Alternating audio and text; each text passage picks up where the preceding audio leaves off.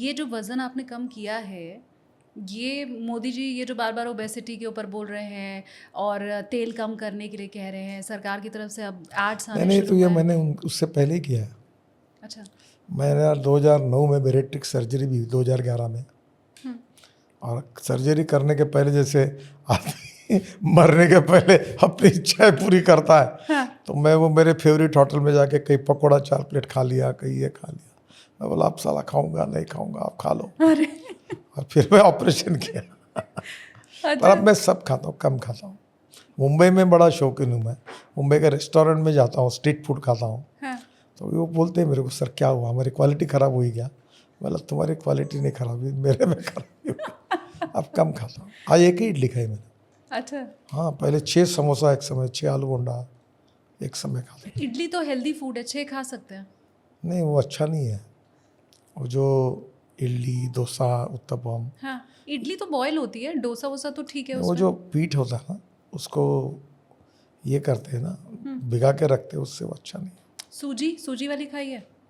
नहीं नहीं, मैं शुगर वाला ही खाता हूँ। सूजी वगैरह मुझे जो अच्छा लगता है वो खाता हूँ, जो मिलेट अच्छा लगता है वो खाता हूँ। मैं टेस्ट के लिए खाता हूँ।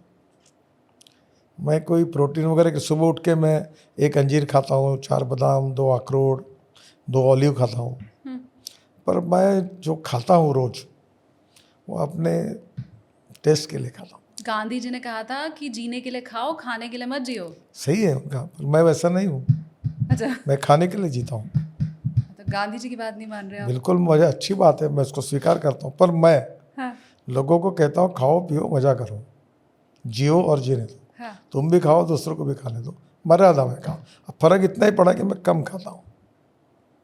अब आपने जब इतना वज़न कम कर ही लिया है, तो मैं चाहती हूँ कि फिर आप ये वाली टिप भी मेरे व्यूवर्स को दीजिए कि कैसे, क्योंकि बड़े लोग जब बोलते हैं ना तो गंभीरता से असर पड़ता है। मैं बोलूँगी कोई नहीं मानेगा। देखिए, आजकल टेस्टी चीज़ें भी बनती है। मेरे यहाँ संतरे का सूप बनता है, हमारे संतरे यहाँ का के सूप अच्छे बनते हैं, बाद में सैलड्स अच्छे बनते हैं। हुँ। तो बहुत सी चीज़ें ऐसी है जिसमें खाने में भी आनंद आता है, कैलोरीज भी कम है और खुशी होती है। तो धीरे धीरे हमने अपनी जो टेस्ट है उसको ऐसे चीज़ों के साथ जोड़नी चाहिए, इससे आनंद भी आएगा पर दुष्परिणाम नहीं होंगे। कुछ तो टिप होगी कि योगा करना ही करना है वो करता या हूँ करना है? हर रोज। 9 बजे का फ्लाइट होगा तो 6 बजे उठता हूँ, सब करके फिर जाता हूँ। ये मेरे इसमें कोविड के बाद बदलाव आया मेरे में। योगा सबको करना चाहिए? बिल्कुल करना चाहिए। वज़न देखो, कम मैं होता है? आपको एक चीज़ बताता हूँ, हाँ। टिप यही है, हुँ। हेल्थ ये हमारी पहली प्रायोरिटी। Health is wealth. मैंने एक बात कही थी कि ज्ञान में नॉलेज, सत्ता, पावर, संपत्ति और सौंदर्य, ये चारों बातें कायम नहीं होती। तुम्हारे पास सब कुछ है पर कल हार्ट अटैक आ गया तो क्या उपयोग है? तो पहली बात, सब बातों को एंजॉय करने के लिए पहला काम ये करो कि हेल्थ अच्छी रखो, हेल्थ पैरामीटर अच्छे रखो, तो जीवन में आनंद ले सकते हो। पहले 64, 65, 63, अब तो 80, 84, 85 लोगों की जीवन बढ़ गया, क्योंकि इतने हेल्थ पैरामीटर्स खुल गए हैं हाँ। कि लोग परफेक्ट है अभी। अभी पुणे में आपने एक और, क्योंकि मैं 2 टिप तो देखिए आपसे ले चुकी हूँ, एक तो पतला होने की ले चुकी हूँ और कहाँ घूमने जाए वो ले चुकी हूँ। आपने अभी एक कुछ बयान दिया है कि आपके पास 15,000 करोड़ रुपए पड़े हुए हैं और वो खर्च नहीं हो पा रहे हैं। ऐसा नहीं कहा मैंने। हाँ। मैंने कहा कि राष्ट्रीय महामार्ग में हमको पैसे की कमी नहीं है। 2,85,000 करोड़ बजट है, और अब पैसा कहाँ से आता है? तो ये समझकर फिर समझ लो कि हमारा एक प्रोजेक्ट 2,000 करोड़ का हमने पूरा किया, उस पर टोल लग गया। है। अब जब उसको हम 15 साल के लिए मोनिटाइज करते हैं कि टोल हम 15 साल के लिए एक अमाउंट जमा करेंगे, तो उसका नेट प्रेजेंट वैल्यू को 2,000 प्रोजेक्ट के बजाय हमको 3,500 करोड़ मिलते हैं। तो ऐसे मोनिटाइज मैं कर सकता हूँ। ये प्रोजेक्ट 15 लाख करोड़ के मेरे पास पड़े हैं, रोज नए प्रोजेक्ट हो रहे हैं, वो भी आएंगे। तो 15 लाख करोड़ में से 3 लाख करोड़ अगर मैं मार्केट से मिलेंगे, InvIT bond, TOT, BOT, hybrid annuity, ये मॉडल्स हैं। और मैं जब इनवीट मॉडल में मुंबई स्टॉक एक्सचेंज में गया, तो 7 दिन का टाइम था, तो पहले 7 घंटे में 7 टाइम्स ओवर सब्सक्राइब हुआ, बरसात पड़ी पैसों की। तो मैं ये कहता हूँ कि मेरे पास क्रेडेंशियल्स है, मैं पैसे मिला सकता हूँ, प्रॉब्लम वो खर्चा नहीं होता उतना। कैसे, अगर कोई मेरा यूथ व्यूअर है जो आपको अभी देख रहा है और वो ये जो पैसों की बरसात हुई है इसमें से कुछ एक बूंद अगर चाहे लेना, तो उसमें क्या उसको नहीं टैलेंट मिलेगा, हो? मैं उसको दे नहीं सकता, ये मैं रोड ही बना सकता हूँ उसके, हाँ। टनल बना सकता हूँ। कोई वो आइडिया वाइडिया लेके आए कोई? नहीं, ये कैपिटल मार्केट में मुंबई स्टॉक एक्सचेंज में इनविट मॉडल में मैं गया, तो मैंने कहा कि मैं अब गरीब लोगों के पैसे से रोड बनाऊंगा। तो मैं अगर वो हमारा बॉन्ड्स लेते हैं तो 8.05 इंटरेस्ट मैं ईयरली उनको दूंगा और मंथली ब्याज उनके अकाउंट में जमा करूंगा। जैसे आप पत्रकार हैं, अब आप बैंक में जमा करोगे 4.5% इंटरेस्ट मिलेगा, मैं 8.05% ट्रिपल ए रेटिंग है नीचे का। बाद में हमारा जो इनविट बॉन्ड है उसके 2 साल में वैल्यू 140 हो गई, 100 रुपये के बॉन्ड की कीमत 140 हो गई, तो वो 40 रुपये का वो भी फायदा और ब्याज का मिलकर 16% 18% इनकम मिला। तो मैं कहता हूँ बैंक में आपको 4.5% मिलता है, हाँ। तो आप रिटायर्ड होने के बाद आपके पैसे इनविट बॉन्ड में डालो। ठीक है, ये मैं कह सकता सरकारी बॉन्ड है तो लोगों को भरोसा भी होगा। हूँ। NHAI is 100% own by Bharat सरकार, नेशनल हाईवे अथॉरिटी। दूसरी बात, NHAI का ट्रिपल ए रेटिंग है। तो आपके कोई चलते? रिस्क, हाँ आपके चलते? मेरे चलते नहीं, अब संगठन है, सबके प्रयास है, मेरे अकेले के कारण नहीं। हाँ। कॉन्ट्रैक्टर, अधिकारी, सब लोग, लीडर सरकार। तो आप हैं। इसका मतलब मेरा अकेले का श्रेय नहीं है। मैं एक बात लोगों को कहता हूँ कि ए नाम के व्यक्ति ने A² काम किया और B नाम के व्यक्ति ने B² काम किया, तो total work is A² + B²। But when A and B comes together, thinks together and works together, A + B bracket में square equal to A² + B² + twice AB, और twice AB is a result of collective team spirit. जो कुछ है वो मेरा अकेले का श्रेय नहीं है। प्रधानमंत्री जी के नेतृत्व में उन्होंने मुझे काम करने का अवसर दिया। मेरे डिपार्टमेंट के इंजीनियर्स, कॉन्ट्रैक्टर्स, सब प्रकार स्टेट गवर्नमेंट का मदद मिलती है, सबके सहयोग से मैं काम करने का प्रयास करता हूँ। ये बात जरूर, कभी उसका क्रेडिट भी मुझे मिलता है, डिस्क्रेडिट भी मिलता है, क्योंकि मैं लीडर हूँ, पर ये यश जो है, सक्सेस है, ये सबका है।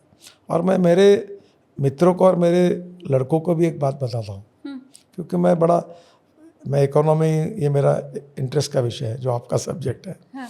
तो मैं उनको अमेरिका में स्टारबक्स जो थे, जिनकी कॉफ़ी शॉप थी, उनकी जीवनी मैंने पढ़ी। उसमें उन्होंने एक बहुत अच्छी बात कही कि जब तुमको बहुत बड़ा यश मिलता है, सक्सेस मिलता है, और सक्सेस मिलने के बाद उसकी खुशी केवल आपको अकेले को होती है और आपके साथ आजू बाजू के लोगों को नहीं होती, then that success is meaningless. पर जब आपको यश मिलता है तो आपसे ज़्यादा खुशी आपके सबऑर्डिनेट में है, आपके मित्रों में, जनता में होती है, then that is the true meaning of success. तो मैं अपनी टीम का सक्सेस है, उनके सबके प्रयासों का है, मेरा अकेला उसमें कंट्रीब्यूशन नहीं है। पर बीइंग ए लीडर कभी कभी मुझे उसका ज़्यादा क्रेडिट मिलता है। That is not my credit, that is the credit of collective team spirit. पर हमने सबने ये सुना है, अब ये कोई सीक्रेट है नहीं, कि आप वो मास्टर साहब हैं जो डंडा भी चलाते हैं, चलाता हूँ, है ना? गलत काम करने को ठोकता हूँ। है। हाँ, तो कोई ऐसा कोई वाकया बताइए जब एकदम ऐसा ये मैं टेम्पर बताऊंगा आपका नहीं, लूज अभी हुआ। आया हूँ मीटिंग से, हाँ। बिल्कुल वो देख ही लूँगा, तुमको बोलता हूँ मैं, तुमको ब्लैक लिस्ट कर दूँगा, ठोक दूंगा तुमको। जिस भाषा में जो लोग समझते उसमें बोलता हूँ, क्योंकि ये मेरे देश के एसेट है। क्वालिटी अच्छी होनी चाहिए, रोड में एक भी समस्या नहीं होनी चाहिए।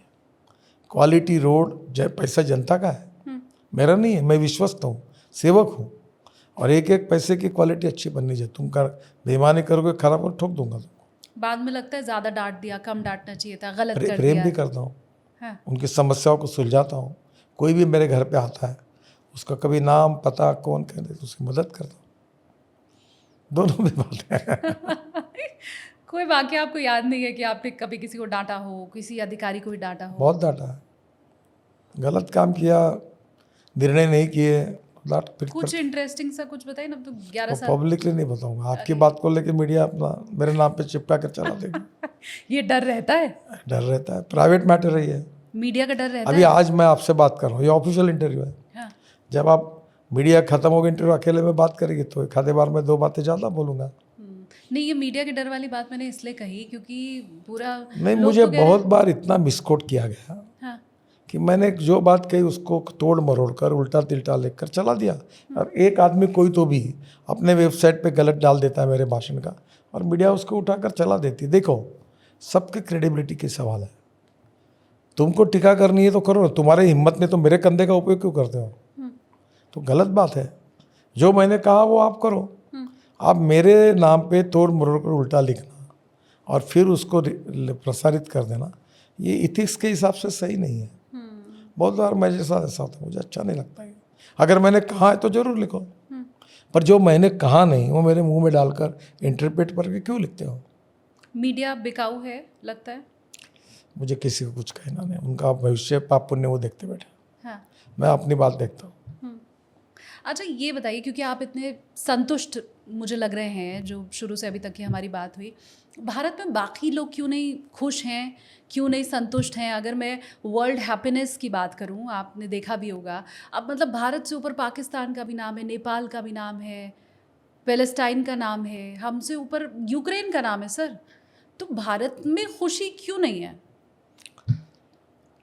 आप जैसे होशियार विद्यार्थी, रिसर्च स्कॉलर, अच्छी पत्रकार, इन्होंने इसका अध्ययन करके उसके फाइंडिंग निकालने चाहिए। मैं क्या बताऊँ? आपको कोई कमी या कुछ ऐसा नजर नहीं आता क्या मैंने वजह? अपने जीवन को देखो, मनसा सततम स्मरणीयम, वचसा सततम वदनीयम, लोकहितम मम करणीयम, ये मेरे ऑफिस में सामने लिखा हुआ है। मैं धीरे धीरे इस मत का बनाऊँ कि मैं क्या अच्छा कर सकता हूँ, मैं वो सोचूं। लोग क्या कर रहे हैं ये मेरा काम नहीं है। मैं अपनी रेशा को बड़ा करूँगा, दूसरी की रेशा पूछने का काम नहीं करूँगा।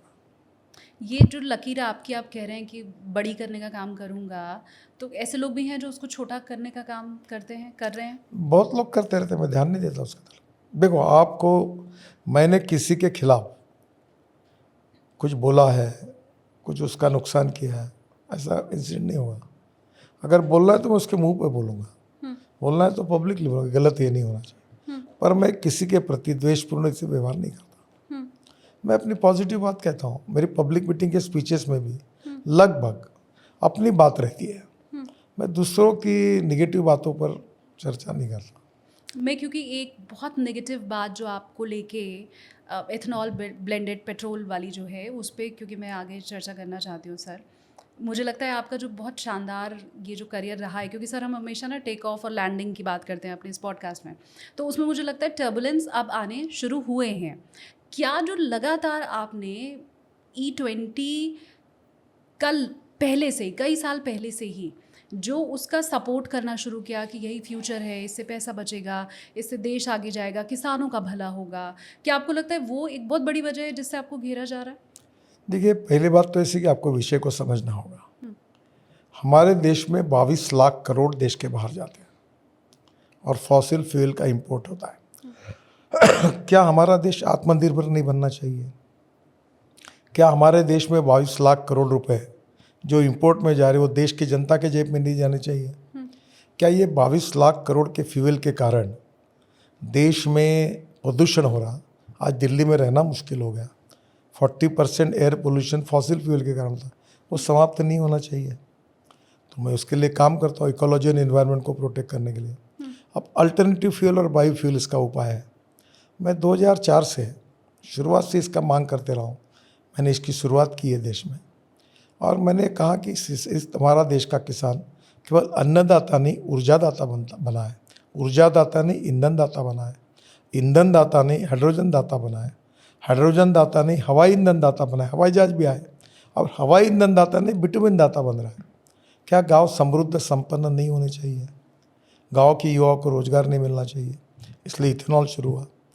1949 से ब्राज़ील में इथेनॉल चल रहा है, और अब ब्राज़ील में 27% इथेनॉल पेट्रोल में डालते हैं। एक भी तकरार नहीं। यही मर्सिडीज, टोयोटो, होंडा, इनोवा, अपना ये हुंडई, सब वही कंपनियां हैं। और ये ARAI में टेस्ट करके सर्टिफिकेट मिला है, उसके आधार पर पेट्रोलियम मिनिस्ट्री ने निर्णय किया है। अब रही इथेनॉल की बात, इथेनॉल शुगर के जूस से होता है, मोलाइसिस से होता है, इथेनॉल ब्रोकन राइस से होता है, मक्के से होता है, बाम्बू से होता है। अब ये इथेनॉल शुरू हुआ, CNG बनने लगा है परली से। अब ये 550 इसकी इंडस्ट्री है, और इथेनॉल आने के पहले मैंने शुगर फैक्ट्री खोली थी। अब तो मैं कुछ देखता नहीं। शुगर फैक्ट्री का बाय प्रोडक्ट अल्कोहल यानी इथेनॉल है। अब ये इथेनॉल में 550 इंडस्ट्रीज़ है, उसमें हमारा सप्लाई जो है मेरे लड़कों का वो 0.05 है। और कोई मेहरबानी नहीं होती, टेंडर निकलता है ऑयल कंपनी, और ऑयल कंपनी टेंडर निकालकर कैबिनेट तक जाकर भाव तय होता है। अब इसमें मुझे क्या फेवर हुआ है? और 550 लोगों में मेरे से तो पूरे उत्तर प्रदेश की शुगर फैक्ट्री इथेनॉल तैयार कर रही, कर्नाटक की कर रही। उसके कारण पहली बार किसानों को गन्ने के पैसे मिले, क्योंकि शुगर लॉस में थी। देश का इंपोर्ट कम हुआ है, प्रदूषण कम हुआ है। केवल मक्के से इथेनॉल बनाने का निर्णय हुआ तो बिहार और यूपी के किसानों का 45,000 करोड़ रुपए फायदा हो गया। जब मक्के से इथेनॉल नहीं बनता था तो मक्के का भाव 1200 रुपये क्विंटल था और एमएसपी 1800 रुपये क्विंटल थी। जैसे इथेनॉल बनना शुरू हुआ तो वो भाव 2600 से 2700 रुपये क्विंटल गया और किसानों का भला हुआ। क्या किसानों का उत्पादन नहीं बढ़ना चाहिए? गांव के युवाओं को, किसानों के युवाओं को रोजगार नहीं मिलना चाहिए? क्या हम बाहर के देशों से पेट्रोल डीजल आयात करने के बजाय हमारे गांव के किसान अगर इसका निर्माता बने तो क्या देश के लिए अच्छा नहीं है वो? और देश का प्रदूषण कम नहीं होना चाहिए? इलेक्ट्रिक की गाड़ी लाई, मैं इलेक्ट्रिक की बात करता हूँ, इथेनॉल की बात करता हूँ, सीएनजी की बात करता हूँ, हाइड्रोजन का प्रचार करता हूँ, तो क्या मैं तैयार करता हूँ ये सब कुछ? ये पेड कैंपेन था मेरे खिलाफ, पैसे दे देकर इन्फ्लुएंसर पर ये गलत प्रचार किया गया। कोई गाड़ी बिगड़ी नहीं है, एक भी तकरार नहीं है। ओएम जो थे, कंपनियां थी, उन्होंने डिक्लेयर किया, कोई प्रॉब्लम नहीं है। झूठा प्रचार था कि एवरेज कम हो रहा, पानी है इथेनॉल में, सब झूठा था। और ये जो देश का इंपोर्ट में जो पैसा बाहर जा रहा देश के, उसमें जिनको आनंद होगा वो शायद करते होंगे। ये कौन करवा रहा था पेड कैंपेन? मुझे मालूम है किसने किया, पर मैं इसमें कुछ बोलना नहीं चाहता। अपने हैं पराए हैं? मुझे कुछ बोलना नहीं, पर लोगों ने इसके ऊपर विश्वास नहीं रखा। ये पूरा झूठ और असत्य फैलाने की कोशिश की गई। ये पेड न्यूज़ थी और ये पेड न्यूज़ मुझे बदनाम करने के लिए थी। ना मेरा इसके साथ कोई संबंध है, कोई उसके साथ किसी का मेरा बेनिफिट हुआ है। और इस देश के प्रिंट मीडिया ने कोई छापा नहीं, टेलीविज़न मीडिया ने कोई छापा नहीं। हाँ। केवल ये जो सोशल मीडिया में इन्फ्लुएंसर है, कश्मीर से कन्याकुमारी तक, हाँ। अब उनको पेड न्यूज़ के रूप में उन्होंने बताया, झूठी गाड़ी खड़ी की, फोटो निकाले, रील तैयार की। पर लोगों का इसके ऊपर विश्वास नहीं है। लोगों को पूरा मालूम है कि क्या सच है और क्या झूठ है, और मैं भी ऐसी बातों से डरता नहीं हूँ। लोगों का ये कहना है कि अब वो इन्फ्लुएंसर जो E20 के सपोर्ट में आए वो फिर आपकी तरफ से खड़े किए हुए हैं। मैं तो क्योंकि सोशल मीडिया पे एक्टिव हूँ तो मैं बता रही हूँ देखिए, आपको। जो सच्चाई है, और ये ऑलरेडी ओएम ने, ARAI ने प्रेस कॉन्फ्रेंस लेके डिक्लेयर किया, सुप्रीम कोर्ट ने वो PIL को फेंक दिया, तो ये तो लोग सपोर्ट में आए ना। पर ये PIL करने वाले कौन थे? लेकिन ये आपको सोशल मीडिया में जो इन्फ्लुएंसर ये झूठ प्रचार कर रहे थे वो कौन थे? खैर, जिनका पाप पुण्य उनके साथ है, मुझे किसी से नाराजी नहीं। मुझे कभी कुछ ये कहना महसूस हुआ आपको कि ये एक मैसेज गया है लोगों के बीच में? क्योंकि जितना मैं पढ़ रही हूँ, विपक्ष ने जो बातें कही वो उन्होंने यही कही है कि आपने पहले तो E20 के ऊपर जोर दिया, फिर उसके बाद आपने पॉलिसी जब बन रही होगी तो बेटों को बता दिया, फिर उसके बाद टेंडर निकलने में भी सपोर्ट किया। 100% गलत है ये। मैं इथेनॉल आने के पहले ही इथेनॉल तैयार कर रहा था। हाँ। मेरी शुगर फैक्ट्री थी। शुगर बनाते समय मोलाइसिस निकलता है, हाँ। और मोलाइसिस से अल्कोहल निकलता है। हाँ। अल्कोहल का कन्वर्शन इथेनॉल, तो ये इथेनॉल देश में शुरू होने के पहले हमने किया था। और ऐसी 550 इंडस्ट्रीज हैं, इसमें मेरा कोई बेनिफिट नहीं है। अच्छा, मेरे को कोई फेवर करके टेंडर नहीं मिला है। पेट्रोलियम मिनिस्ट्री टेंडर निकालती है, उसका रेट कैबिनेट में प्रधानमंत्री जी की अध्यक्षता में मीटिंग होती है, उसमें तय होता है। उसमें अनेक कांग्रेस के लोग हैं, बीजेपी के, सबके हैं। तमिलनाडु में है, कर्नाटक में है, उत्तर प्रदेश में है, पूरे देश में, अरुणाचल में भी, ये आसाम में, नुमालीगढ़ में बाम्बू से इथेनॉल बन रहा है। तो मुझे लगता है कि ये अपप्रचार, गलत प्रचार। मैं CNG की बात करता हूँ तो क्या मैं CNG बना रहा हूँ? मैं मिथेनॉल की बात करता हूँ तो मैं मिथेनॉल बना रहा हूँ।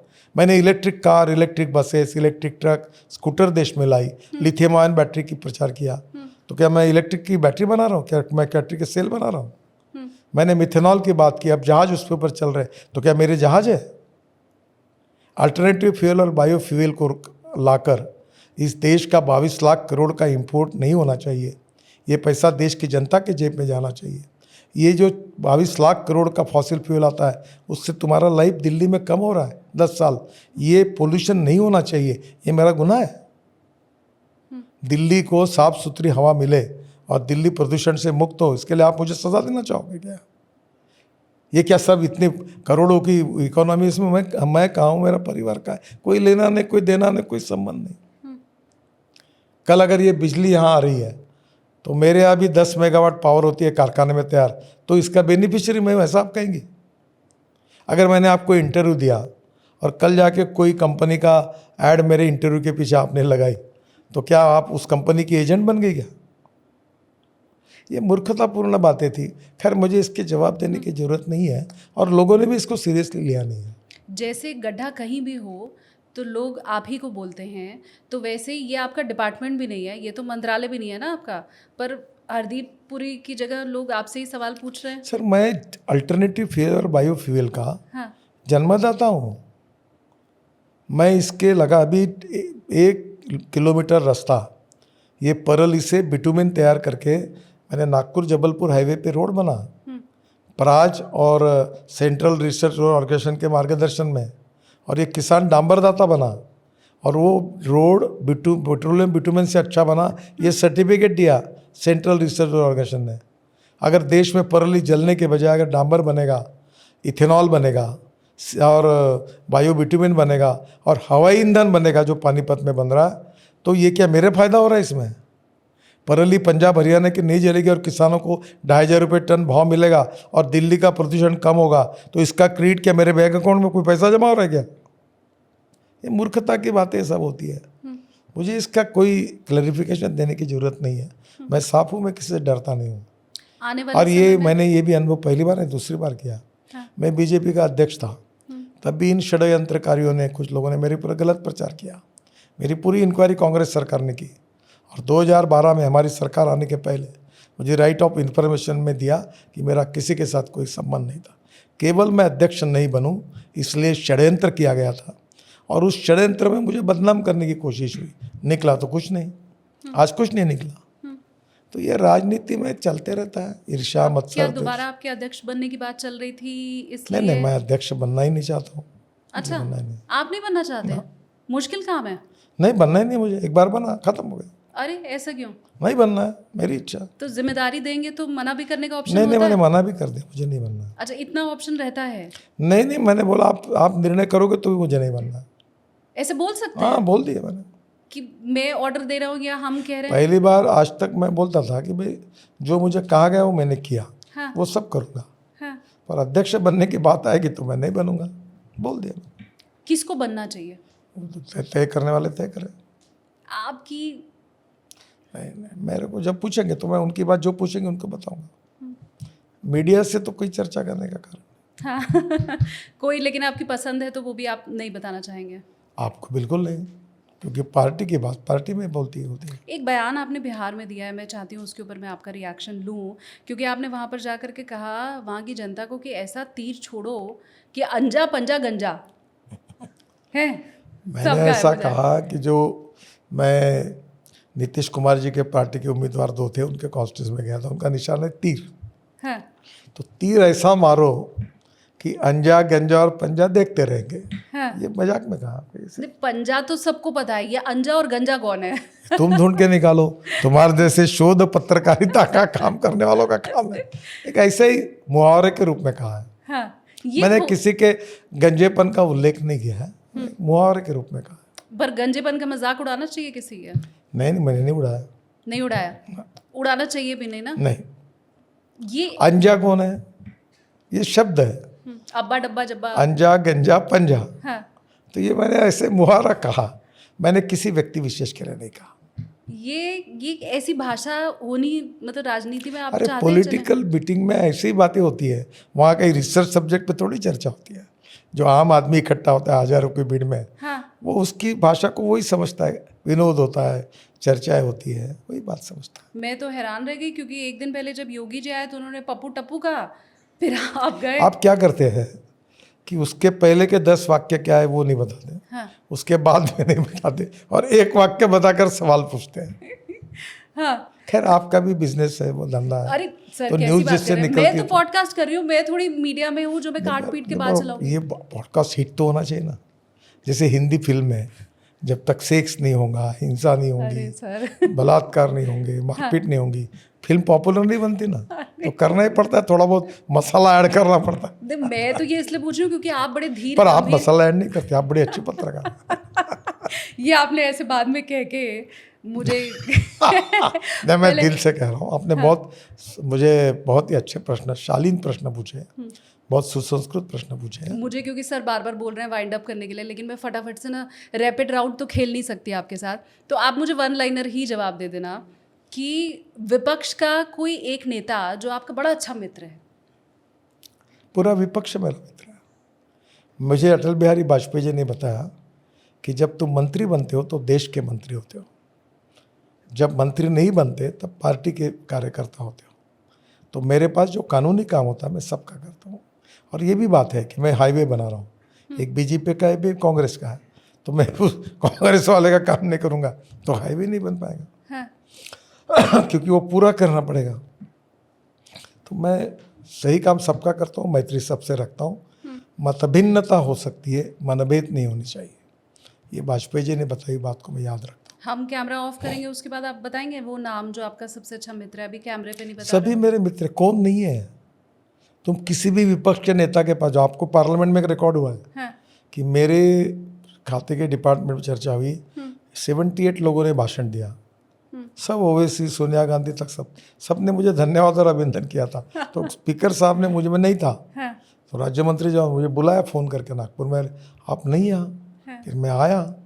लोगों के प्रति मैं सम्मानपूर्वक व्यवहार करता हूँ, और यही हमारी संस्कृति, इतिहास और विरासत है, और पार्टी में यही सिखाया। मैं अटल बिहारी वाजपेयी जी के नज़दीक, मैंने प्रधानमंत्री ग्राम सड़क योजना मैंने बनाई है उनके कार्यकाल में, मैंने उनको देखा है, अडवाणी जी को देखा है। प्रधानमंत्री शब्द आपने कहा तो मुझे याद आया कि आप ऐसा पहले बता चुके हैं कि विपक्ष के किसी नेता ने आपको कहा कि आप अगर प्रधानमंत्री बनेंगे तो हम आपको सपोर्ट करेंगे। तो मैंने कहा, मैं क्यों बनूंगा? हाँ मैं क्यों बनूंगा? दीदी नाम में तो पूछ रही मैंने हूँ। बताया कि I belong to politics of conviction, not politics of convenience. प्रधानमंत्री बनना मेरे जीवन का मकसद नहीं है। एक मकसद आपका लेकिन है, आपने हाल ही में तय किया है 100 किलोमीटर रोड प्रतिदिन का, और अभी शायद आप लोग 40-45 किलोमीटर। देखिए, जैसे आप अपने घर में बच्चों को कहते हैं हाँ। तुम मेरिट में पास होना चाहिए, वो सेकंड क्लास में होता है, हाँ। फिर बोलते हैं नहीं बड़ा अच्छा काम है, फिर फर्स्ट क्लास में होता है। हाँ। तो मैंने एक बड़ा टारगेट रखा है, 100, वो कठिन है बहुत, और वो टारगेट रखा है इसलिए 40 के बजाय 50 होगा, 60 होगा। हाँ। तो वो मेरा मकसद या मेरा उद्दिष्ट करके डिक्लेरेशन नहीं है, वो मेरा टारगेट है। पूरा हो सकता है, मतलब अचीवेबल है। कठिन है, कोशिश करेंगे। आपने बिहार में कहा, ये मैं फटाफट वाला ही जवाब ले रही हूँ, है ना, आपने बिहार में कहा कि बिहार की सड़कों को अमेरिका जैसा बना देंगे। बिल्कुल कहा। अब मैं आपको बताऊं, क्योंकि मैं सोशल मीडिया पे एक्टिव हूँ बहुत, सोशल मीडिया पे आपका बयान है किस समय चल रहा है अभी बिल्कुल हालिया, आप ये पॉडकास्ट खत्म करेंगे ना, आप उसके बाद देख लेंगे कि 2022 में आपने एज इट इज़ बात कही। 2022 में आपने कहा कि मैं वादा करता हूँ कि बिहार की सड़कों को अमेरिका जैसा बना दूंगा। अब 2025 में आप एज इट इज़ रिपीट कर रहे हैं 3 साल बाद उसी बात को। पहली बात तो आप बिहार में जाइए, नहीं गई। मैं 2.5 लाख करोड़ के रोड 11 साल में मोदी जी प्रधानमंत्री बने उसके बाद में जितना काम हुआ उतना बिहार राज्य जब से बना तब तक नहीं बना। गंगा पर 2 पुल थे, 13 पुल बन गए। और अभी मैंने ये कहा है कि मैं बना दूंगा, बना है मैंने कहा। 22 में भी कहा था ना, पर हाँ, पहली बात जो टारगेट 22 में कहा वो आज भी कह रहा हूँ, वो प्रोसेस चल रही है। 22 में 1.5 लाख करोड़ के काम हुए थे, अब 2.5 लाख करोड़ के हुए, और अभी और 2.5 लाख करोड़ के काम कर रहा हूँ। तो मैं वो भी कहा हूँ, केवल राष्ट्रीय महामार्ग, नेशनल हाईवे। हाँ। और आज मैं बताता हूँ कि ये मैंने जब बात कही तो अमेरिका से कुछ लोग मुझे, इंडियन से आए थे, मिलने के लिए आए, बोले आप गलत बोल रहे हो। तो मैंने कहा क्या हुआ? बोले आप बोलते हैं अमेरिका के जैसे रास्ते बने, अभी आज आप हमारे यहाँ के रोड अमेरिका से भी अच्छे हैं, आप ये मत बोलिए। क्या बात कर रहे हैं? हाँ, आप जाके अमेरिका देखो यहाँ के रास्ते। फिर भी मैं बोलता हूँ कि हम अमेरिका के बराबर नहीं है। मैं नहीं क्लेम कर रहा हूँ आज, मैं कह रहा हूँ हम इस प्रोसेस में हैं हाँ। कि हमारा उद्देश्य ये है कुछ दिनों के बाद कि हम अमेरिका से भी अच्छे रास्ते बनाएंगे। आज दिल्ली में मैं 1.5 लाख करोड़ के काम कर रहा हूँ। आपने देखा द्वारका एक्सप्रेस है? हाँ बिल्कुल UR2 देखा? देखा। फर्क नहीं पड़ा कुछ? एयर स्ट्रिप के नीचे से टनल चल के फर्क नहीं पड़ा? ये ऐसे एक नहीं, ऐसे 50 काम दिल्ली में जब होंगे तो दिल्ली भी कहेंगे कि हमारा शहर न्यूयॉर्क से अच्छा बना। नहीं, मैं तो ये कैमरे के सामने एक्सेप्ट भी कर सकती हूँ, मैं ऑनेस्टली बताऊँ, क्योंकि मैं यूपी की रहने वाली हूँ और ईस्टर्न यूपी का हाल कितना ख़राब था। अभी हमारा हर रोज़ ही मतलब फिर भी महीने में 2 महीने में हम देहरादून तक जाते हैं, हम हल्द्वानी तक जाते हैं। तो मैं तो मतलब मेरे को कोई आपत्ति नहीं है ये कैमरे के अभी सामने। आप 6 महीने के अंदर दिल्ली से देहरादून 2 घंटे में जाओगे। वेट कर रही हूँ मैं तो सर बहुत तो लंबा। काम, वो तो पुल तो पूरा हो गया, हाँ। आगे का काम पूरा होगा तो पूरा उद्घाटन होगा उसका। अब सर जाते जाते मैं ये चाहती हूँ, क्योंकि अब हम लैंडिंग की ओर बढ़ रहे हैं, मैं वैसे आपको बताऊँ अब हम क्योंकि वाइंड अप कर रहे हैं, आप सड़क परिवहन मंत्री हैं तो कायदे से तो आपके साथ रोड पे चलते चलते पॉडकास्ट होना चाहिए था, लेकिन हम क्योंकि हमेशा टेक ऑफ करते हैं, मेरे पॉडकास्ट का नाम ही है take off with SKT, Shalini Kapoor Tiwari. तो अब हम क्योंकि लैंडिंग की तरफ आगे बढ़ रहे हैं, तो कोई एक टिप अपनी तरफ से मेरे व्यूअर्स को आप देना चाहें जो आपके दिल में आए, क्या कहना चाहते हैं? मैं तो यही कहूँगा कि हम देश के लिए, समाज के लिए जो जो क्षेत्र में कंट्रीब्यूट करके अच्छा काम कर सकते हैं वो करने की कोशिश हमने करनी चाहिए। एक व्यक्ति करेगा, 10 करेंगे, 10,000 करेंगे, 1 लाख करेंगे, 50 लाख करेंगे तो देश बदल जाएगा। और हमारा देश विश्वगुरु बनना चाहिए। गांव, गरीब, मजदूर, किसान का कल्याण होना चाहिए। गरीबी, भुखमरी, बेरोजगारी और भ्रष्टाचार से देश मुक्त बनना और विश्वगुरु बनाना, इसके लिए हम सब लोग मिलकर काम करें। चाहे हमारी विचारधारा अलग हो सकती है, जात, पंथ, धर्म, भाषा से ऊपर उठकर इस एक उद्देश्य के लिए काम करेंगे तो हम इस ऐतिहासिक भारत देश को आगे पहुंचाएंगे। यही हमारे लिए मिशन है। मुझे लगता नहीं है सर इसमें किसी की भी दो राय होगी। जो आप चाहते हैं हम सब भारतीय वही चाहते हैं। मेरी बहुत सारी शुभकामनाएं आपके साथ, और बिना मेरे व्यूवर्स से पूछे मैं ये बात आपको कह रही हूँ कि देश का हर शख्स ये चाहता है कि ये एक मंत्रालय तो आप ही के पास रहना चाहिए, सरकार बदल जाए पर ये मंत्रालय का चेहरा तो नितिन गडकरी जी का ही होना चाहिए। ये मैं अपने सारे व्यूवर्स के बिहाफ पे कह सकती हूँ।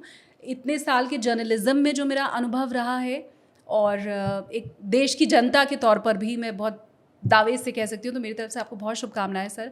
सड़कें ऐसी ही चमकती रहें, अमेरिका से भी अच्छी बनती रहें, और बहुत शुक्रिया सर कि आपने इतना टाइम दिया हमें। बहुत बिजी स्केड्यूल के बाद भी आई गेस सुबह से आप बहुत थके हुए होंगे। हाँ, चलते रहता है, मीटिंग है चलो। ठीक है सर, धन्यवाद, बहुत शुक्रिया सर। बहुत बहुत धन्यवाद, आपको शुभकामनाएं, शुभेच्छा।